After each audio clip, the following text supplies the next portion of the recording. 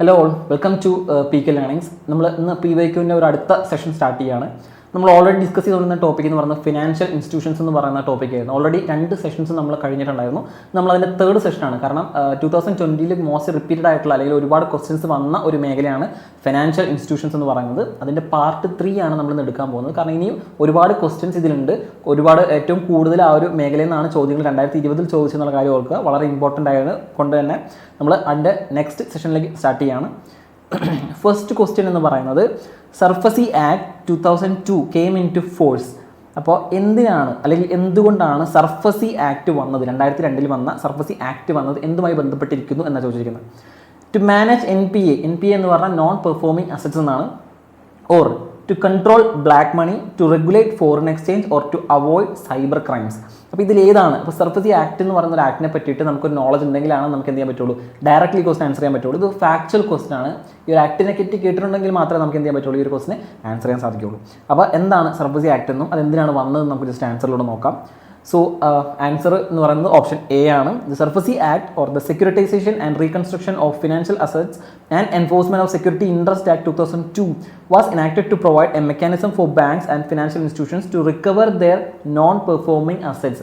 പ്രധാനമായിട്ടും മനസ്സിലാക്കേണ്ട കാര്യം, ഇന്ത്യയിൽ ഒരു സിറ്റുവേഷനിൽ ഈ ഒരു 2000s ഒക്കെ വരുമ്പോഴേക്കും ആ ഒരു സിറ്റുവേഷൻസിൽ ബാങ്കുകൾ ഒരുപാട് പൈസ അവരുടെ അക്കൗണ്ടിൽ കിട്ടാക്കടമായിട്ട് മാറിയിരുന്നു. അപ്പോൾ ഇവർ ലോൺ കൊടുക്കുന്ന എമൗണ്ടുകളൊന്നും തിരിച്ച് ഇവരുടെ ബാങ്കിലേക്ക് വരുന്നില്ല. ഇൻട്രസ്റ്റ് പേ ചെയ്യാത്ത എന്നാൽ മുതൽ തിരിച്ച് വരാത്ത ഒരു കിട്ടാക്കടമായിട്ട് ബാങ്കുകൾക്ക് മാറുന്ന ഒരു സാഹചര്യം വന്നപ്പം ഇവരുടെ കയ്യിലുള്ളത് എന്താണ്? ഈടാണ്. അപ്പോൾ ഓരോ വായ്പകൾ കൊടുക്കുമ്പോൾ ഇവർ ഈട് വാങ്ങുന്നുണ്ട്. അപ്പോൾ ഈട് എന്ത് ചെയ്യണം? വിറ്റിട്ടോ അല്ലെങ്കിൽ ലേലം ചെയ്തിട്ട് ഇവർക്ക് എന്ത് ചെയ്യാൻ പറ്റും? ആ ഒരു ഫിനാൻസ് ചെയ്യാനായിട്ട് പറ്റും. ആ ഒരു കാര്യത്തിന് ലീഗാലിറ്റി കൊണ്ടുവരാനാണ് എന്ത് കൊണ്ടുവന്നത്? ഈ സർഫസി ആക്ട് കൊണ്ടുവരുന്നത്. കാരണം ബാങ്കുകളുടെ റെലവൻസ് എന്താണെന്ന് നമുക്കറിയാം. ഇന്ത്യയിലുള്ള മണി സർക്കുലേഷൻ ഫുള്ളി കൺട്രോൾ ചെയ്യുന്നത് ആരാണ്?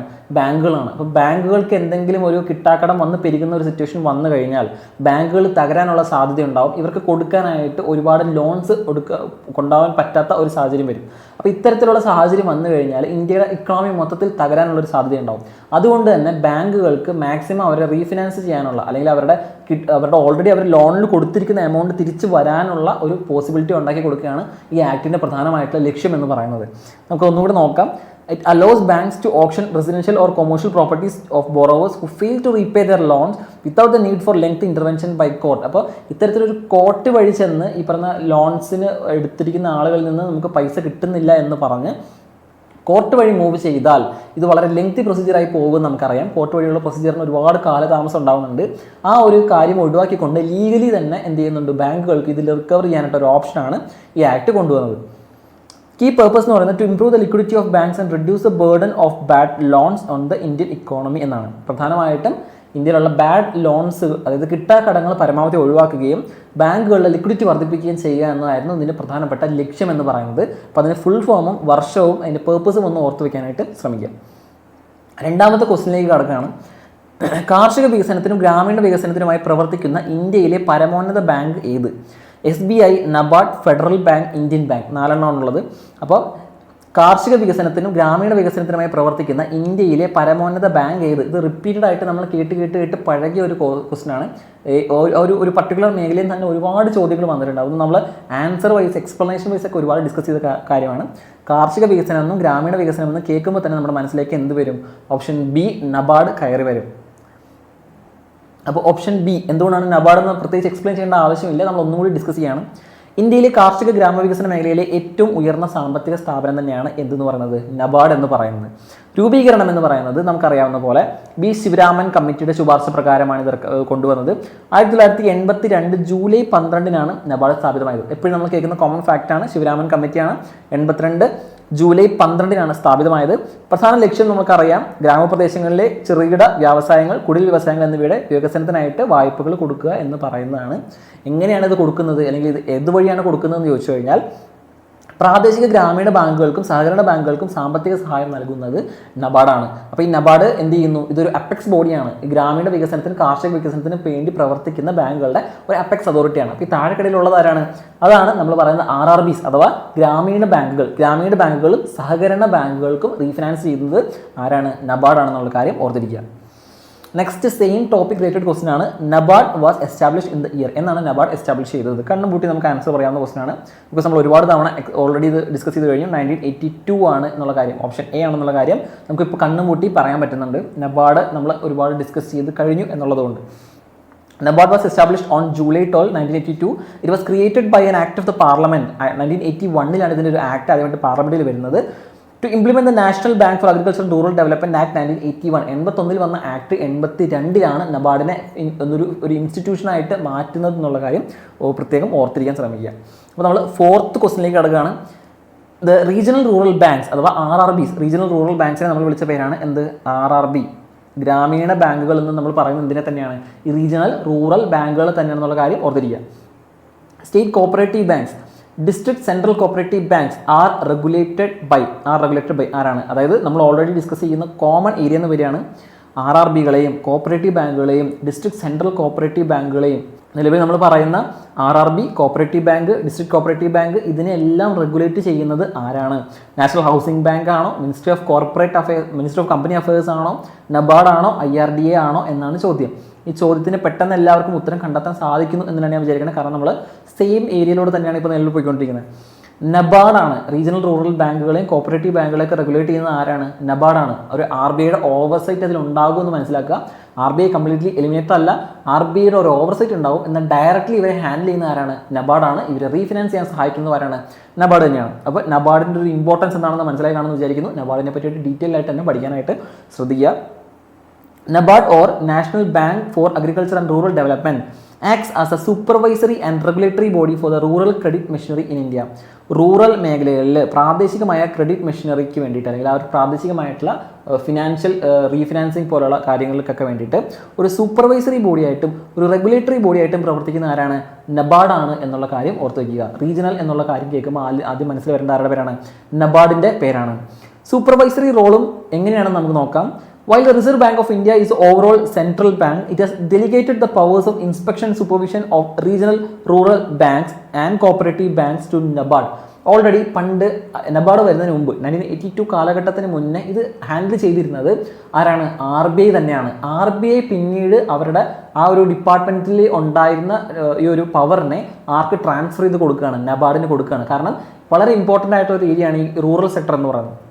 അവരെ ഡയറക്റ്റ്ലി ഓവർസൈറ്റ് ചെയ്യാൻ വേണ്ടി ഒരു അതോറിറ്റി ഉറപ്പായിട്ടും വേണം. ഇന്ത്യയിലുള്ള അത്രയധികം ഗ്രാമങ്ങളെ RBIക്ക് മാത്രം ഡയറക്റ്റ്ലി കൺട്രോൾ ചെയ്യുന്നതിനേക്കാളും നബാർഡ് എസ്റ്റാബ്ലിഷ് ചെയ്തതിന് ശേഷം നബാർഡിലൂടെ ഇതിനെ മാനേജ് ചെയ്യാൻ കുറച്ചുകൂടി ഫീസിബിൾ ആയിട്ടുള്ള ഒരു ഓപ്ഷൻ എന്ന് പറയുന്നത്.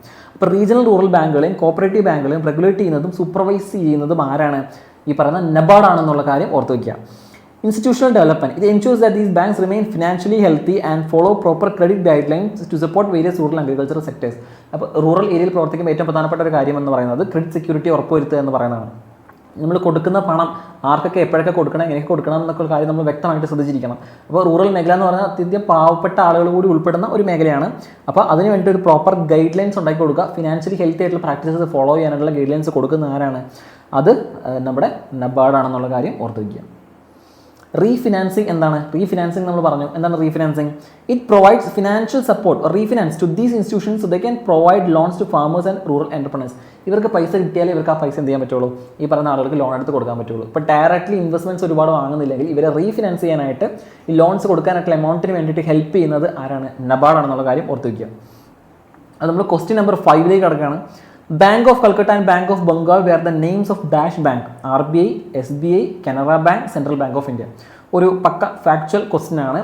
ബാങ്ക് ഓഫ് കൽക്കട്ട എന്നും ബാങ്ക് ഓഫ് ബംഗാൾ എന്നൊക്കെ അറിയപ്പെട്ടിരുന്നത് ആരാണ് എന്ന് ചോദിച്ചിരിക്കുന്നത്. അതായത് ഒരു ബാങ്കിൻ്റെ പണ്ടത്തെ 3 different പേരുകളായിരുന്നു.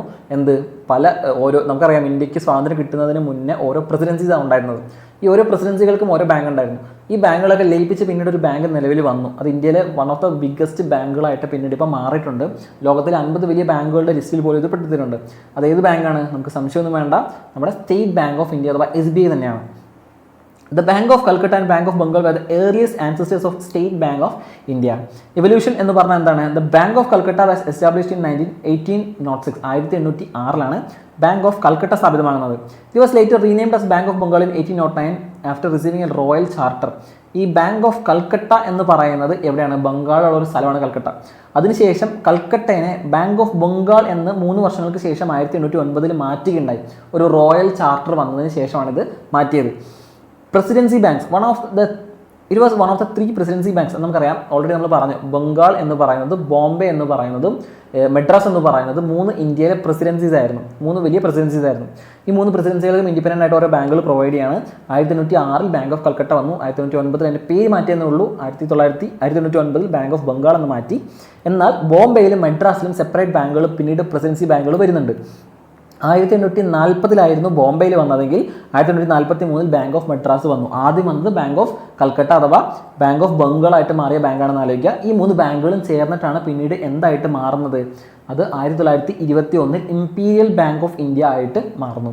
1921 imperial bank of India ആയിട്ട് മാറുന്നു. അപ്പോൾ നമുക്ക് വർഷങ്ങളുടെ കണക്ക് ഓർമ്മ ഉണ്ടാവണം. ആദ്യം വന്നത് ബാങ്ക് ഓഫ് ബംഗാളാണ്. അതിനുശേഷം എന്ത് ചെയ്തു? ബാങ്ക് ഓഫ് കൽക്കട്ട വന്നത് പേര് മാറ്റി ബാങ്ക് ഓഫ് ബംഗാളായിട്ട് മാറി.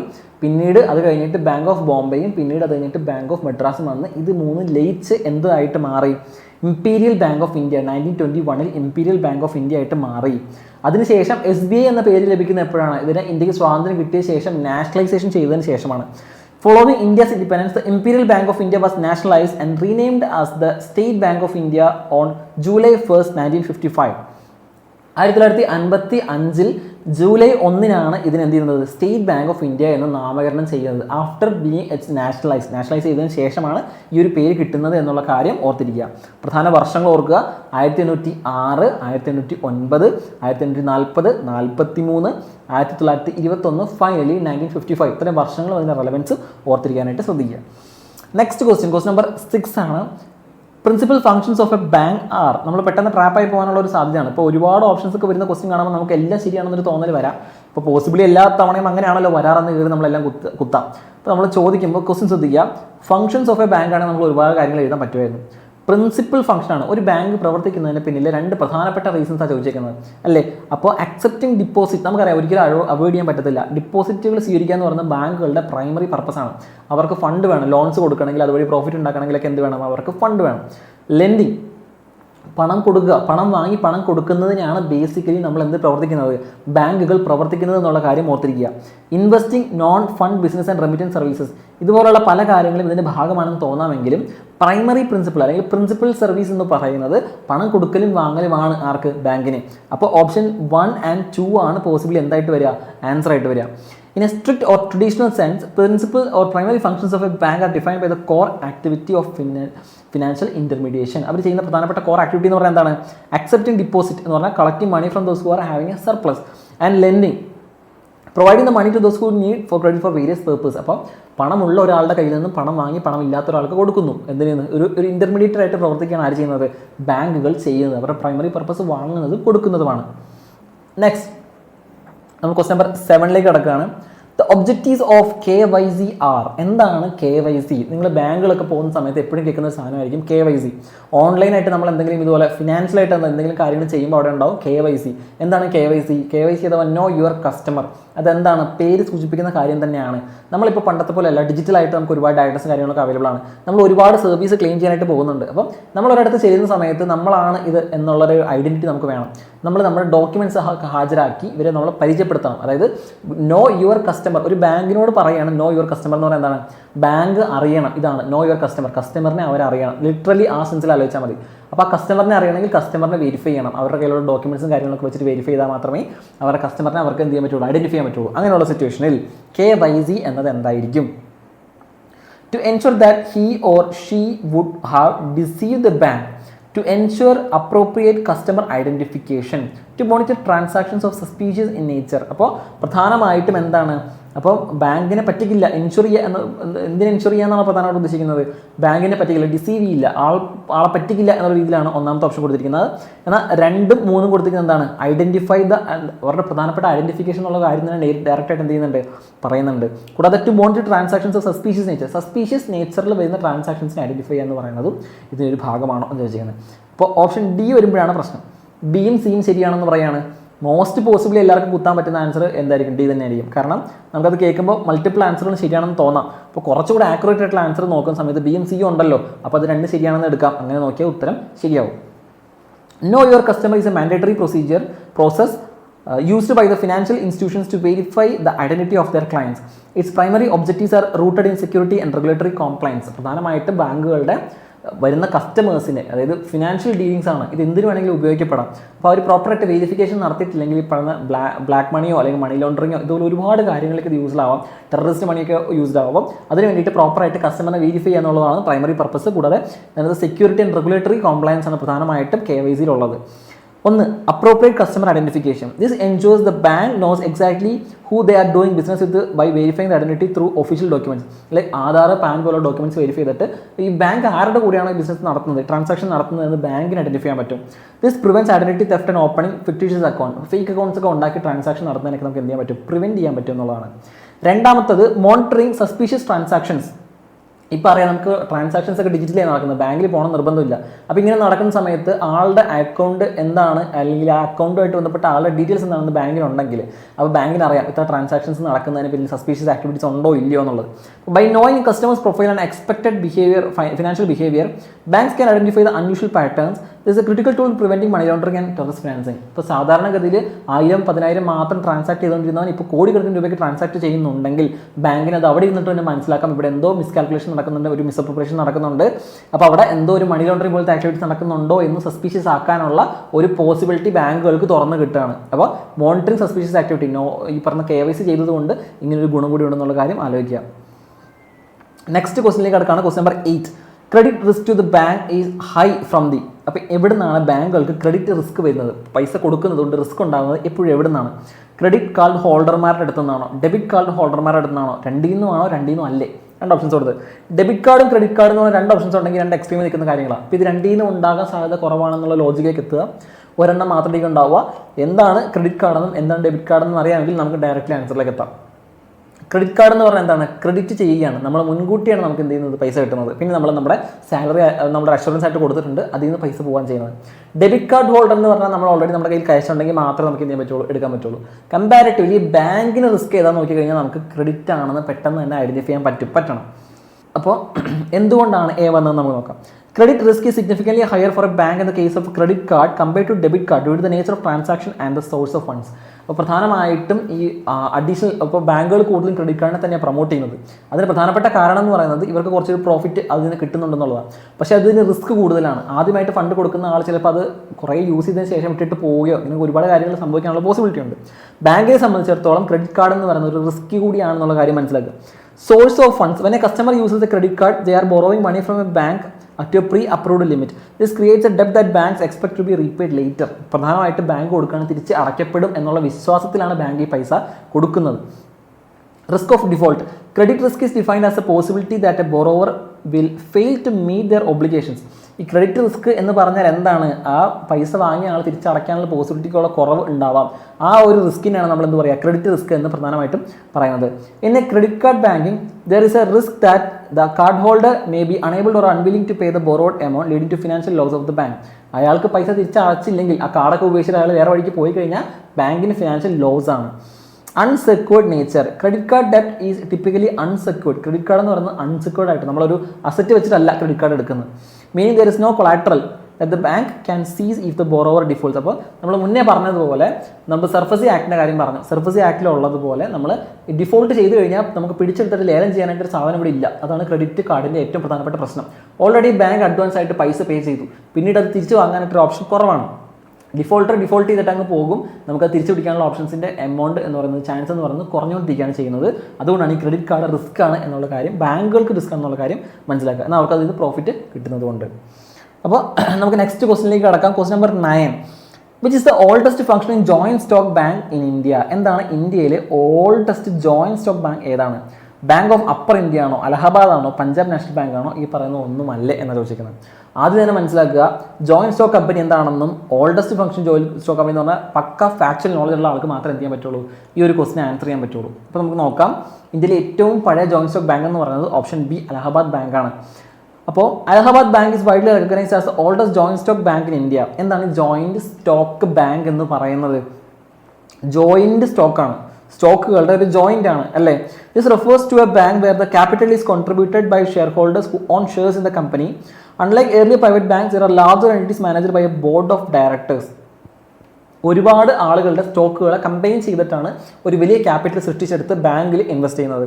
അതുകൊണ്ടാണ് ഇത് ജോയിന്റ് സ്റ്റോക്ക് ബാങ്ക് എന്ന് പറയുന്നത്. ഇവർക്കെല്ലാം ഇവരുടേതായിട്ടുള്ള ഷെയറിനെ അടിസ്ഥാനപ്പെടുത്തിയിട്ടുള്ള പ്രോഫിറ്റ് ഷെയറിംഗ് ഉണ്ടാവും.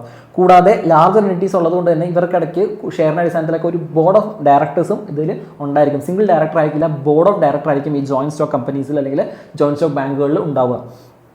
പ്രധാനമായിട്ടും എസ്റ്റാബ്ലിഷ് ചെയ്തത് 1865 ഏപ്രിൽ 24 ഒരു യൂറോപ്യൻ ഇൻഡിവിജ്വൽസിൻ്റെ ഒരു കൂട്ടമായിരുന്നു പ്രധാനമായിട്ടും ഈ ഓൾഡസ്റ്റ് ജോയിന്റ് സ്റ്റോക്ക് ബാങ്കുകൾ അലഹബാദിൽ എസ്റ്റാബ്ലിഷ് ചെയ്തത്. ഇപ്പോഴും പ്രവർത്തിക്കുന്നുണ്ട്. ഇപ്പോൾ ബാങ്ക് ഓഫ് അലഹബാദ് എന്ന് പറയുന്നത് 1865 ഏപ്രിൽ 24 1865 ഏപ്രിൽ 24 സ്ഥാപിക്കപ്പെട്ടതെന്നുള്ള കാര്യം ഓർത്തിരിക്കുക. ഹിസ്റ്റോറിക്കൽ സിഗ്നിഫിക്കൻസ് എന്നാണ് ചോദിച്ചു കഴിഞ്ഞാൽ, while several other banks existed before it, Allahabad Bank remained the oldest one to function continuously under the same name until its merger. അപ്പോൾ 2020 ഏപ്രിൽ 1 ഇന്ത്യൻ ബാങ്കിലേക്ക് merge ചെയ്യുന്നതിന് മുന്നേ വരെ ഗവൺമെൻറ്റിൻ്റെ പുതിയ പദ്ധതികളുടെ ഭാഗമായിട്ട് ബാങ്ക് ലയനങ്ങൾ നടക്കുകയായിരുന്നു. ആ കൂട്ടത്തിൽ അലഹബാദ് ബാങ്ക് ഇന്ത്യൻ ബാങ്കിൽ 2020 ലയിച്ചു. ഇന്ത്യൻ ബാങ്കിൽ അലഹബാദ് ബാങ്ക് ലയിച്ചു. അതുവരെ ഏറ്റവും വലിയ ജോയിന്റ് സ്റ്റോക്ക് കമ്പനിയായിട്ട് 1865 മുതൽ ഇങ്ങോട്ട് തുടർന്ന് വന്നുകൊണ്ടിരിക്കുകയായിരുന്നു അവർ ചെയ്യുന്നത്. അലഹബാദ് ബാങ്ക് ചെയ്ത ഒരു ലോങ് എൻഡുറൻസ് അല്ലെങ്കിൽ ലോങ് ആയിട്ടുള്ള ഒരു ഹിസ്റ്ററി പറയുന്ന ആർക്കുണ്ട്? അലഹബാദ് ബാങ്കിനോട് എന്നുള്ള കാര്യം ഓർത്തിരിക്കുക. നെക്സ്റ്റ് നമ്മൾ 10ാമത്തെ ക്വസ്റ്റിലേക്ക് കടക്കുകയാണ്. For the first time, 14 major commercial banks were nationalized by the Indian government in the year. ഇന്ത്യയിലെ ആദ്യ ബാങ്ക് ദേശസാൽക്കരണം നടന്നതെന്ന് ചോദിച്ചിരിക്കുകയാണ്. 14 ബാങ്കുകളെ നാഷണലൈസ് ചെയ്തത് എപ്പോഴാണ്, ഏത് വർഷമാണ് എന്ന് ചോദിച്ചിരിക്കുന്നത്. നോളജ് ഉണ്ടെങ്കിൽ, ഫാക്ച്വൽ നോളജ് ഉണ്ടെങ്കിൽ നമുക്ക് എഴുതാം. 1869. 50, 60, 69, 80 ഒരു വെറൈറ്റി എന്നുള്ള ഇതിലേക്ക് നമുക്ക് 69 വേണമെങ്കിൽ കുത്താം. അങ്ങനെ കുത്തുന്നവർക്ക് കുത്താം. യഥാർത്ഥ ആൻസർ 69 ആണെന്നും നമുക്ക് അറിയാം. 1969 ജൂലൈ 19 ഗവൺമെന്റ് ഓഫ് ഇന്ത്യ ആയിരുന്നു പ്രധാനമന്ത്രി? ശ്രീമതി ഇന്ദിരാഗാന്ധി ആയിരുന്നു പ്രധാനമന്ത്രി. 14 ബാങ്കുകളെ നാഷണലൈസ് ചെയ്തു. ഇപ്പോൾ പ്രധാനപ്പെട്ട ക്രൈറ്റീരിയ എന്ന് പറയുന്നത്, the bank chosen for nationalisation were those that had deposits exceeding 50 കോടി, 50 crore ഉള്ള അല്ലെങ്കിൽ 50 കോടിക്ക് മുകളിൽ ക്യാപിറ്റലുള്ള ബാങ്കുകളാണ് പ്രധാനമായിട്ടും നാഷണലൈസേഷന് വേണ്ടിയിട്ട് ചൂസ് ചെയ്തിട്ട്. പ്രധാനമായിട്ടും ഇതിൻ്റെ ഒബ്ജക്റ്റീവ്സ് എന്ന് പറയുന്നത് എന്തായിരുന്നു? The primary goals were to ensure wider access to banking service, promote the financial inclusion and direct credit toward neglected sectors like agriculture and small scale industries. പ്രധാനമായിട്ടും ആളുകൾക്ക് ഇത് നാഷണലൈസ് ചെയ്തതിന് ശേഷം ഒരു സ്റ്റേറ്റിൻ്റെ ഒരു കൺട്രോൾ വരികയാണ്. അപ്പോൾ പ്രധാനമായിട്ടും എവിടേക്കാണ് ക്രെഡിറ്റ് കൊടുക്കേണ്ടത് ആ ഒരു മേഖലയ്ക്ക് പ്രധാനമായിട്ടും ക്രെഡിറ്റ് കൊടുക്കുക. പണം എത്താത്ത മേഖലകളിൽ പണം എത്തിക്കുക എന്ന് പറയുന്നതായിരുന്നു ഇതിൻ്റെ പ്രധാനപ്പെട്ട ലക്ഷ്യം. ഫിനാൻഷ്യൽ ഇൻക്ലൂഷൻ നടപ്പിലാക്കുക. 50 കോടിക്ക് മുകളിൽ മൂല്യമുള്ള ബാങ്കുകളാണ് ഇതിന് ആദ്യമായിട്ട് സെലക്ട് ചെയ്യുന്നുള്ള കാര്യം ആലോചിക്കാം. Legal action. This historic move was initially carried out through the Banking Companies Acquisition and Transfer of Undertakings Ordinance 1969. 1969 ഒരു ഓർഡിനൻസ് വഴിയാണ് ഇത് ആദ്യമായിട്ട് പാസ്സാക്കി എന്നുള്ള കാര്യം ഓർക്കുക. ആൻഡ് സെക്കൻഡ് വേവ് എന്ന് പറയുന്നത് രണ്ടാം ബാങ്ക് ദേശസാൽക്കരണം നടന്നത് 1980 എന്നുള്ള കാര്യം ആലോചിക്കാം. 1969 ഒന്നും 1980 രണ്ടാമത്തെയും ബാങ്ക് ദേശസാൽക്കരണം നടന്നു. 6 more private banks were brought under the government control. ആദ്യം 14 ബാങ്ക് ആയിരുന്നെങ്കിൽ പിന്നെ 6 ബാങ്ക്, മൊത്തം 20 ബാങ്കുകൾ മൊത്തം നാഷണലൈസ് ചെയ്യുന്നുള്ള കാര്യം ആലോചിച്ച് വയ്ക്കുക. നമ്മൾ അവസാനത്തെ ക്വസ്റ്റിനിലേക്ക് കിടക്കുകയാണ്. Question number 11. ഇന്നത്തെ സെഷനിലെ ലാസ്റ്റ് ക്വസ്റ്റിനിലേക്ക് കിടക്കുകയാണ്. Question number 11. The bank launched in India for promoting export and import of goods and services. പ്രധാനമായിട്ടും നമ്മൾ ഓർത്തിരിക്കേണ്ട കാര്യം എന്ന് പറഞ്ഞാൽ ഏത് ബാങ്കാണ്, എന്തിനാണ് എക്സ്പോർട്ടിനും ഇമ്പോർട്ടിനും, ഗുഡ്സിൻ്റെ എക്സ്പോർട്ടിനും ഇമ്പോർട്ടിനും ഏത് ബാങ്കാണെന്നാണ് ചോദിക്കുന്നത്. ലോജിക്കലി കണക്ട് ചെയ്യാൻ പറ്റും എന്നുള്ള ഒരു ഓപ്ഷനാണ്. SBI ആണോ, IFC ആണോ, IDBI ആണോ, എക്സിം ബാങ്ക് ആണോ? ലോജിക്കലി നമുക്കത് എക്സിം ബാങ്ക് ആണെന്ന് മനസ്സിലാക്കാം. എക്സിം എന്ന് പറഞ്ഞാൽ തന്നെ എക്സ്പോർട്ടും ഇമ്പോർട്ടും ആണെന്നുള്ള കാര്യം ഓർത്തിരിക്കുക. അപ്പോൾ എക്സിം ബാങ്കാണ് പ്രധാനമായിട്ടും ഈ ഒരു എക്സ്പോർട്ട് ഇമ്പോർട്ടുമായിട്ട് ബന്ധപ്പെട്ട് കിടക്കുന്നത്. India specialised financial institution establish by the government of India for the following purpose. എന്തിനൊക്കെ വേണ്ടിയിട്ടാണ് ഗവൺമെന്റ് ഈ എക്സിം ബാങ്കുകൾ എസ്റ്റാബ്ലിഷ് ചെയ്തിരിക്കുന്നത്? Promote the foreign trade. Export ഇമ്പോർട്ടും ആണല്ലോ, എന്തുമായിട്ട് ബന്ധപ്പെട്ടിരിക്കുന്നു? ട്രേഡുമായിട്ട് ബന്ധപ്പെട്ടിരിക്കുന്നു. Its primary mandate is to facilitate, promote and finance India's international trade. International ട്രേഡിനെ പരമാവധി ഫെസിലിറ്റേറ്റ് ചെയ്യുക, സപ്പോർട്ട് ചെയ്യുക എന്നുള്ളതാണ് പ്രധാനമായിട്ടും ഈ ഒരു എക്സിം ബാങ്കിൻ്റെ ധർമ്മം എന്ന് പറയുന്നത്. രണ്ട്, export import financing. It provides financial assistance to exporters and importers acting as a principal financial institutions for coordinating the working institutions engaging in financial export and import of goods and services. പ്രധാനമായിട്ടും ഇറക്കുമതി കയറ്റുമതിയായിട്ട് ബന്ധപ്പെട്ട് കിടക്കുന്നതിനെയൊക്കെ finance ചെയ്യുക, ആ ഒരു സിസ്റ്റത്തിനെ support ചെയ്യുക, ഫിനാൻസ് ചെയ്ത് സപ്പോർട്ട് ചെയ്യുക എന്നുള്ളതാണ് പ്രധാനമായിട്ടും എൻ്റെ ലക്ഷ്യമായിരുന്നത് എന്ന് പറയുന്നു. കൂടാതെ global reach. It helps Indian companies in their efforts to ഇന്റർനാഷണലൈസ് there business operation through various credit and support programs. ഒരുപാട് ക്രെഡിറ്റ് ആൻഡ് സപ്പോർട്ട് പ്രോഗ്രാംസിലൂടെ ഇന്ത്യൻ ബാങ്കുകൾക്ക് ഗ്ലോബൽ റീച്ച് കിട്ടാനായിട്ട് വളരെയധികം സഹായിക്കുന്നു. ഇന്ത്യയിൽ മാത്രം ഒതുങ്ങി നിന്ന് ഈ പറയുന്ന കമ്പനികൾക്കും ബാങ്കുകൾക്കും ഒരു വിദേശത്തും എന്ത് ചെയ്യുന്ന ഒരു അപ്പർ ഹാൻഡ് നേടാനായിട്ട് ഈ ഒരു പോസിബിലിറ്റി നമുക്ക് മുന്നോട്ട് വയ്ക്കാൻ പറ്റുമെന്നാണ് പറയുന്നത്. അപ്പോൾ ഇന്ന് പ്രധാനമായിട്ടും ഫൈനാൻഷ്യൽ ഇൻസ്റ്റിറ്റ്യൂഷൻസ് എന്ന് പറയുന്ന ഒരു മേഖലയിൽ നിന്ന് ഒരുപാട് ക്വസ്റ്റൻസ് ഡിസ്കസ് ചെയ്തു. 11ഓളം ക്വസ്റ്റൻസാണ് നമ്മൾ ഡിസ്കസ് ചെയ്തത്. അപ്പോൾ നമുക്കറിയാം ഒരു ഫിനാൻഷ്യൽ ഇൻസ്റ്റിറ്റ്യൂഷൻ എന്ന് പറയുന്ന മേഖല തന്നെ വാസ്റ്റാണ്. അതിൽ തന്നെ നബാർഡ് പോലത്തെ ചില മേഖലകൾ വീണ്ടും വാസ്റ്റാണ്. അല്ലെങ്കിൽ ആ ഒരു മേഖലയിൽ നിന്ന് ഒരുപാട് റിപ്പീറ്റ് ക്വസ്റ്റൻസ് വരുന്നുണ്ട്. അതിൻ്റെ റെലവൻസും ഇമ്പോർട്ടൻസും മനസ്സിലാക്കിക്കൊണ്ട് ടോപ്പിക്സ് ഐഡൻറ്റിഫൈ ചെയ്ത് പഠിക്കാനായിട്ട് ശ്രമിക്കുക. നമുക്ക് അടുത്ത ക്ലാസ്സിൽ വീണ്ടും ഇതുപോലത്തെ ഒരു സെഷനിൽ അടുത്ത ടോപ്പിക്സ് ആയിട്ട് ക്വസ്റ്റൻസ് ആയിട്ട് വരാം. അപ്പോൾ നെക്സ്റ്റ് PYQ സെഷൻസ് വരെ. Thank you.